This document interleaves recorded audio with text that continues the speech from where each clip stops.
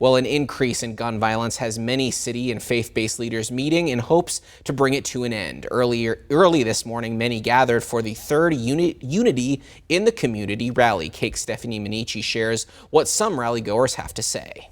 The sound of a siren is heard all too often in Wichita.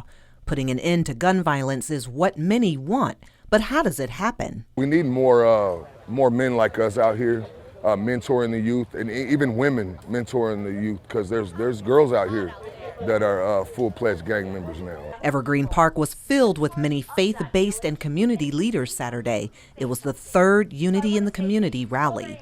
People took to the streets marching with signs, hoping their messaging is received. But some say it's deeper than a rally. I feel like the connection needs to be made with the youth. We might march, we might talk, we might, preach, but it has to be a connection with the youth, because that's where the violence is. Like, we're here today with a large group of ex-gang members and people who have led that life before, who have converted and been transformed by the grace of God. Those people can be out here and be a face. Outreach leader Jose Sembrano says many of these kids need someone they can relate to. I was one of these guys, so I was one of those people that was violent. I was one of those people who were violent. Event organizer Vice Mayor Maggie Ballard and other leaders spoke at Saturday's march.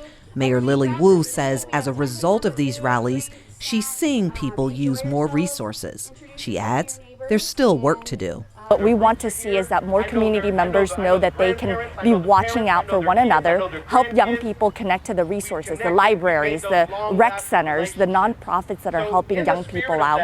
The mayor says it's important to get to know the people around you.